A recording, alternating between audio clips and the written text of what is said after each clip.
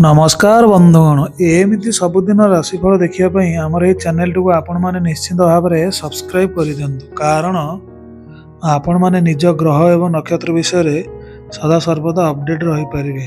नमस्कार बंधुगण मुझे वैष्णव सुधाकर चलत आसुवा यही नवेम्बर मसरे कर्कट राशि व्यक्तिशेषकर यही मासटी किपरि भाव में कटो से विषय आम मैंने जाने।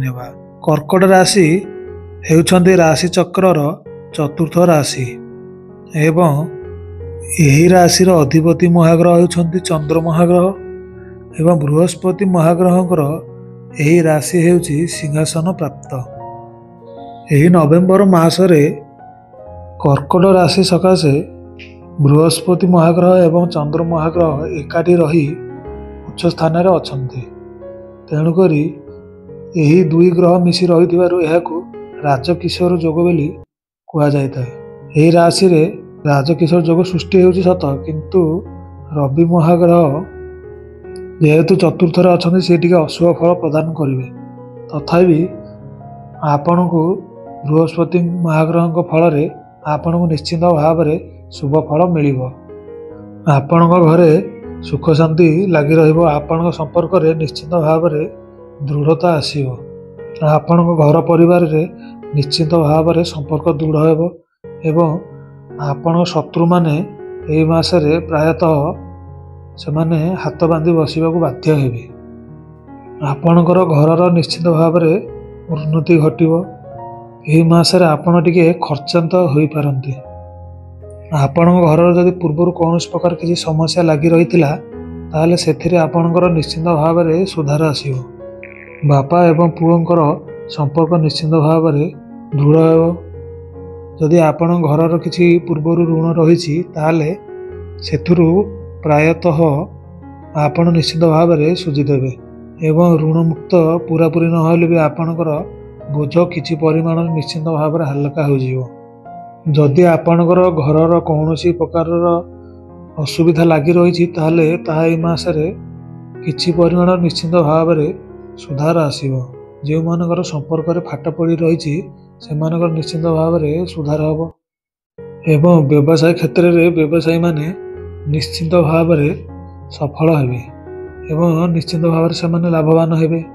जो माने जानवाहन एवं कौन से हार्डवेयर स्टोर करिसेंती लुहा लकड़ी जिनस करिसेंती सेमानकर ए मासरे निश्चित भाव में लाभवान हेबे। ग्राहक मानकर निश्चित भाव में वृद्धि घटिबो। जदि आपणकर व्यवसाय पूर्वर ठप हो रही ताहले ताहा मध्य पुनर्बार आरंभ हेबो। सेही ठप होइथिबा व्यवसाय आपण को निश्चित भाव में लाभवान करैबो। एही मासरे आपण जदि कौनसी नुआ व्यवसाय करने चाहते ताहले निश्चित भाव में आरंभ करिपारिबे एवं सेही व्यवसाय मध्य आपणकर लाभवान हेबो।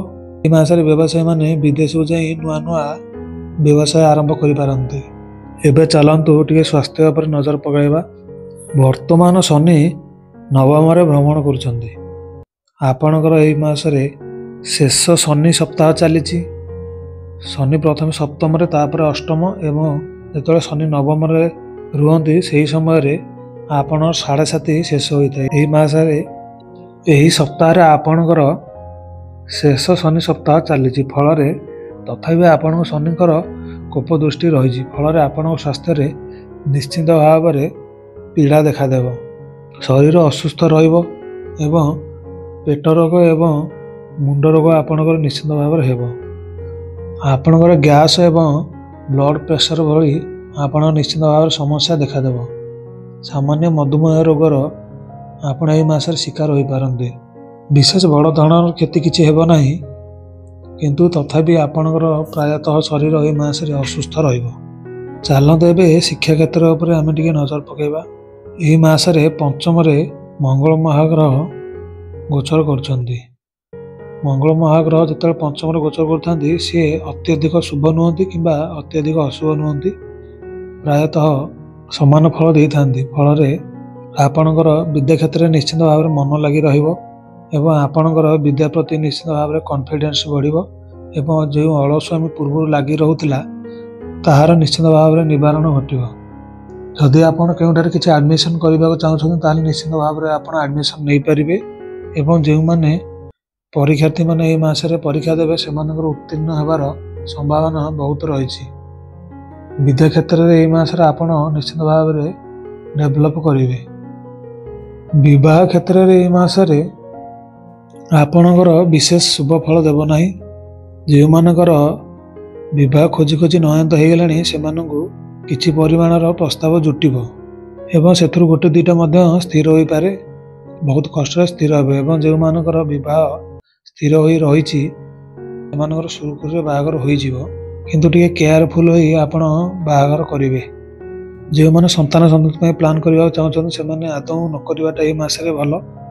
प्रेम क्षेत्र में सेते सफलता आपको निश्चित भाव में मिल पार ना। प्रायतः आपणकर ए मासरे निश्चित भाव में मन मतांतर हो पारे।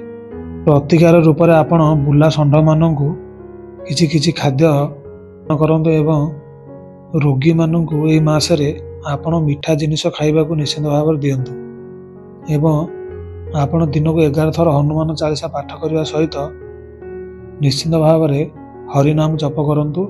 हरिनाम महामंत्र आपण घर निश्चित भाव में आपण संकीर्तन करंतु। फल आपणकर ग्रह पीड़ा प्रायतः निश्चित भाव में कमिजिवो। यह थिला कर्कट राशि व्यक्तिविशेषकर नवेम्बर मास राशिफल। जदि यहीपरि राशिफल आप देखा चाहते ताहले आमर ये चैनल को आपण निश्चित भाव में सब्सक्राइब कर दियंतु। मु एति कही विदाय नेउछि। नमस्कार बंधुगण।